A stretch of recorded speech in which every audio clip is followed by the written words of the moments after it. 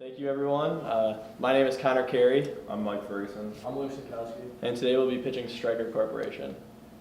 So Stryker Corporation is a medical devices company. Current market cap of around $36 billion. We came up with about a fair value of $102, so we're recommending a buy on the company. Yeah, so our thesis is really driven by four main catalysts. First and foremost, we think that 2016 is going to be a pretty strong year for Stryker and the medical device industry as a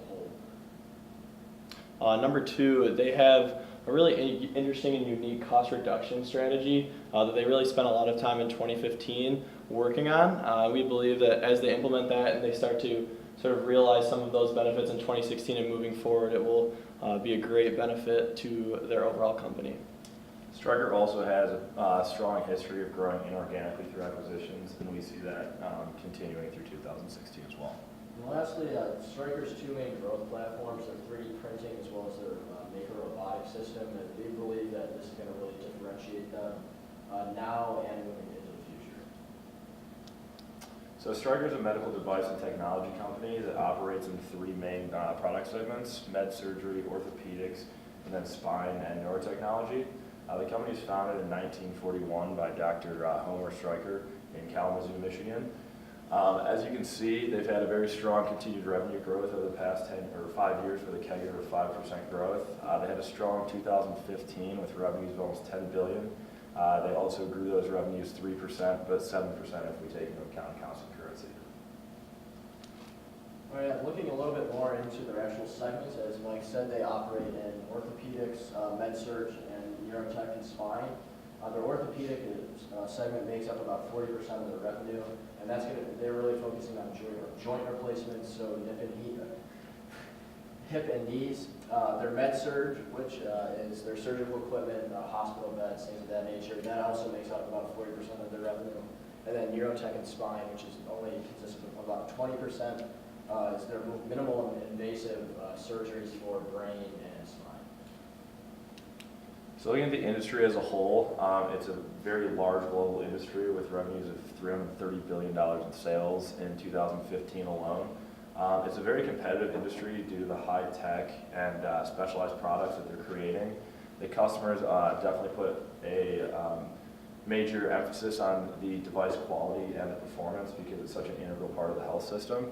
As you can see, as far as the geographic segmentation, the United States makes up a large percentage of this market share, followed by Europe and the rest of the world. This is something to touch on just about their earnings growth. So they've been able to grow their earnings in their organic sales every year for the past 11 years. And we really believe that they'll be able to do so again in 2016.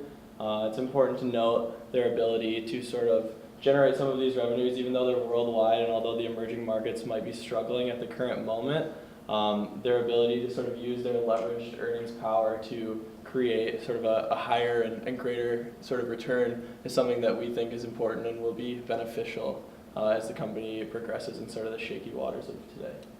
Yeah, so getting into a little bit more detail with their Mako robotic system, 2015 was a very positive year for their hip replacement with robotics, and that's really all they've been focusing on as of now with the robotics. Moving into 2016, they're going to look to continue to grow in the hip field as far as robotics goes, but they're also going to venture into the total. They're going to roll out kind of a small-scale knee replacement robotically, and 2016 is really going to be used as more of a study and observation. So in 2017, when they plan on commercially launching their total knee replacement through the Mako system, that they can really maximize that launch. So they have a very strong and set capital deployment plan. First, they look at M&A opportunities, then growing their dividends, and then share repurchasing programs. So as we stated before, they have a very strong M&A presence. They've already made 2 acquisitions in 2016 already. Looking at the dividend growth, since 2010, they've grown their dividends at a CAGR of 20%. And then in 2015, they bought back $700 million worth of shares, and if the market's right, they still have another $1.9 billion that they're authorized to deploy. So we'll touch here on the recent acquisition of Sage Products. So on February 1st, the company got into a definitive agreement to acquire Sage Products. It's an all-cash transaction of about $2.8 billion, and Stryker used some cash and issued debt to make the entire purchase.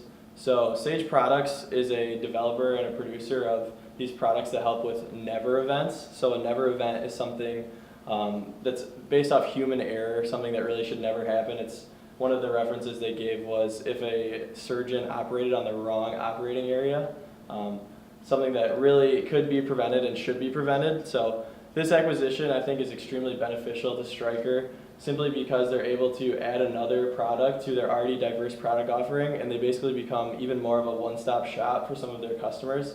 They were able to access and service really anything that a hospital or one of their other customers might need.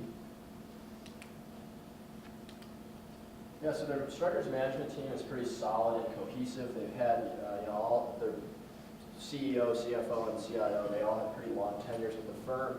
And as of this year, their CFO, William Jelson, has actually announced he plans on retiring, and he will be replaced internally by their current CFO of their med-surg and neurotech and spine segments. And we really believe that I think that's a good signal as far as hiring internally as opposed to looking elsewhere. Just kind of, I think that speaks volumes for the company.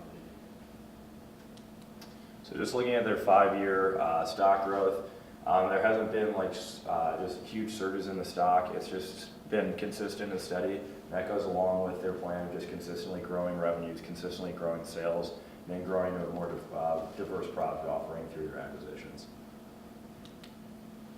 Yeah, so we can take a look at the competitor analysis here. I apologize if this is tougher to read for you guys, but the key things that we want to know are that Stryker is above the industry average in both return on invested capital and also return on equity. Although they are spending a bunch of money, acquiring these new companies and making all of these different plans to reduce costs, they are delivering in these key areas, and that's a huge thing in sort of a highly capital-intensive industry.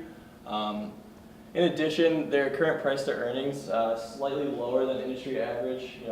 Definitely a good thing when you're looking to buy a company, sort of invest in a stock. You're hoping to get it at sort of an attractive price. So we think that that's important to note. Then just a basic sort of SWOT analysis, really briefly. Key thing to note are some of the weaknesses based in the emerging markets. Only 7 or 8% of their total sales are in these emerging markets. So we think that although they might struggle in China and some of the Latin American countries in 2016, as management is sort of guided for, they think they're going to be able to make up that difference and then some in some of their organic and just domestic business strategies. Now we can look sort of the evaluation that we came up with. So here are some of our basic inputs when we were running our different scenarios. So all the revenues are based just taking into consideration the foreign currencies. I know they've guided for 5 to 7% growth in sales and just in general revenue year over year, but we think it'll be slightly less, just taking into consideration some of those currency factors. The R&D costs in a great scenario for them, they would be able to continue to generate strong revenues and then use some of that extra money to continue expanding these Mako and knee areas. So we believe if they were doing extremely well, they'd be able to sort of expand R&D and really make it a higher percentage as they're able to focus on creating a better product for the customer. But then in most cases, we believe that SG&A will decrease as a percentage of sales, simply because of this sort of transatlantic model that they're offering. They have it in the domestic area, but they're implementing it in Europe, and they spent a great deal of money on that in 2015. So we think that that is a key. And overall, going to be relatively fat simply because they're so diverse and they have such a large revenue scale and things of that sort. So just looking at some of the risks, as we touched on, growing through acquisitions, it always brings up the possibility that a company could be acquired, it could be dilutive to the shareholders in the EPS returns, and so that's just one of the issues that we need to think about. There's also pricing pressure in the healthcare industry. Everyone's looking for the lowest possible price, and so that's obviously a hindrance to Stryker overall. But normally they're able to sort of pass through some of those things to the customer, and most customers are looking to buy the best product available. So if Stryker's offering the best product available, there's no reason to believe they can't continue to operate profitably. And then lastly, just in kind of the nature of the business that Stryker operates in, there's always kind of concerns over product safety, but we don't really believe that's going to be a huge issue or detriment to their stock price. Aye. Perfect. Questions, please?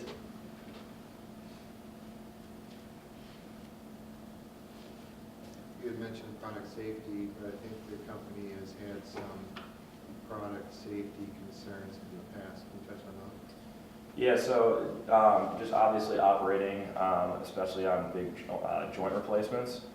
They did have some trouble, I believe it was in 2013. There was a recall, I can't remember the model number of the hip, but. It was the knee. Okay. Or the hip product. Yep, and so they had a recall on those. I think that there's an issue with the metals, but ever since then, there hasn't been any like major recalls since in the past 2 years.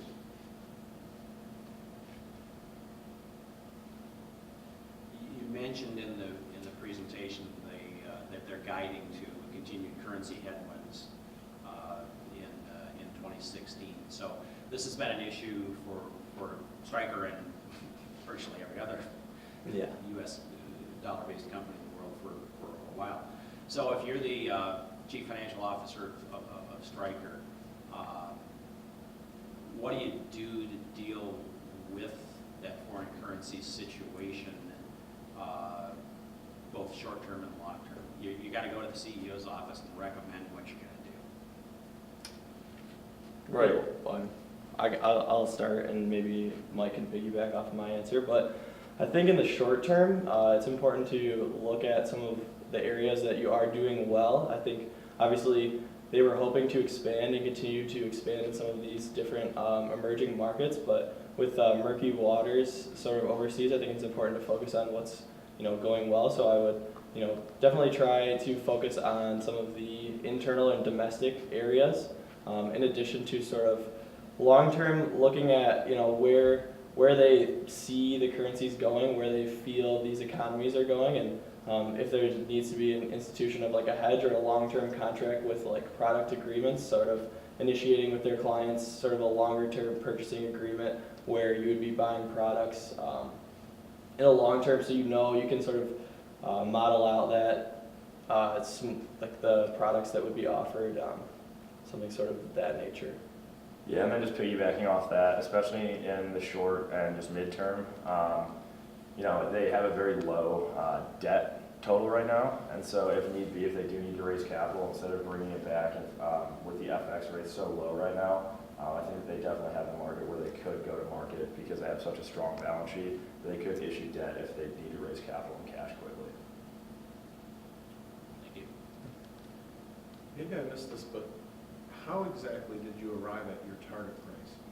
What was your thought process that led you to $102 as your target? Yeah, sure. So we started just by building out the historical spread and looking at it, and then we also used some of those averages and sort of our thoughts on where we think the company was going. So I can head back up to this sort of thing, and we modeled out where we thought the company would generate. Basically, we came up with some free cash flows, figuring out exactly how much free cash flow they would have, and then once we had those numbers, we just divided those by the number of total shares we believed to be outstanding. That was sort of tapering off. We thought that they would be able to sort of buy back some of their shares moving forward.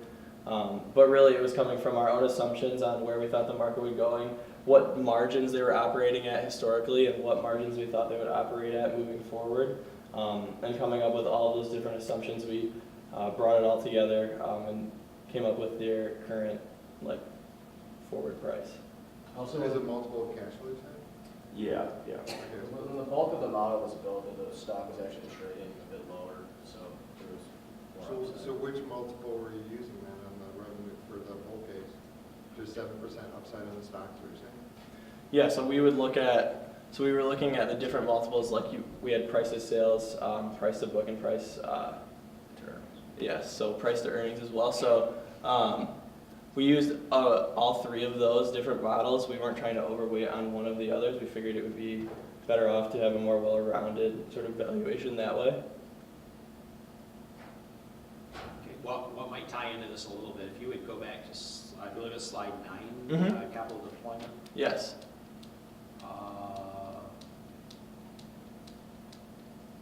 Okay, so share repurchase part, if you look over time,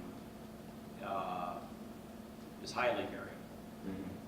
So as you're looking at trying to project a PE model and shares outstanding, how do you plug in your forward values there, realizing that the share repurchase has been all over the map? Yeah, well, how we looked at that was mostly just how we thought the market as a whole was going to be. And so as we saw a pretty flat 2016, we thought that it would be a good time to buy back the shares at a cheaper price.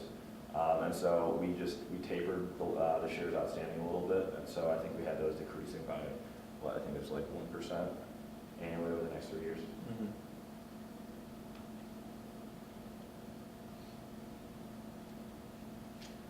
So did you project forward beyond 2017? I mean, did you look at, did you try to go further out into the Yeah, we went all the way up to 2019, but obviously difficult to believe that any large jumps would happen different ways. It's also tough to look at the intrinsic value of a company whose main driver is through M&A activity, so hard to predict whether in 2018 they're going to be able to do different things or what the business might look at that way. So we try to have a more clear picture on sort of the more short-term years, and then just a more general moving forward past 2017. Speaking of M&A, and I asked this question to all of the teams, as I look at Stryker, I'm a little bit frustrated because they don't give you lots of ongoing breakout. Once they make an acquisition, it gets buried Yeah. in the numbers. So it's hard to extract it. So how do you gauge the effectiveness then of their M&A strategy over time?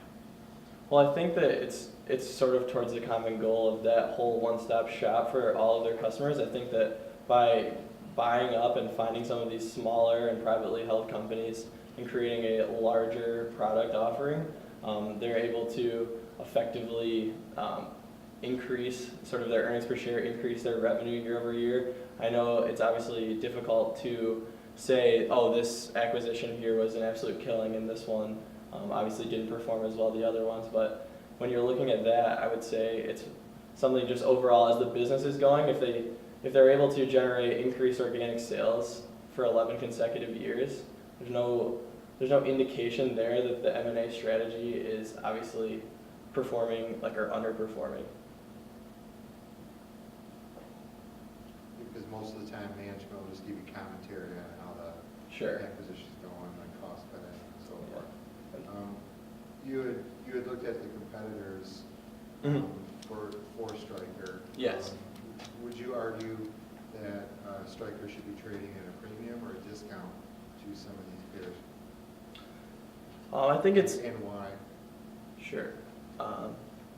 Yeah, well, I think that for one, I think Stryker is going to be trading sort of in the middle of them. I know it's not taking a huge position on either side of that. It's because they're offering such a large number of different products. It's hard to say. It's hard to look at one specific company who might only be producing hips or might only be producing a smaller product offering that might trade just differently just because it's not exactly a pure competition.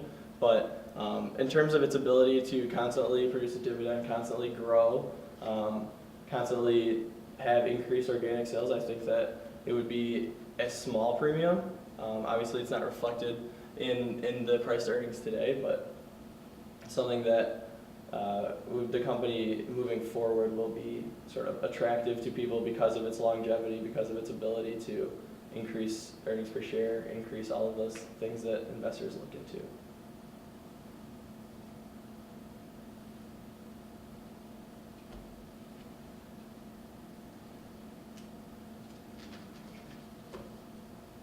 We have a little more time. One more minute. Sure. Let's go to slide 7 then, if you would. Yeah, absolutely.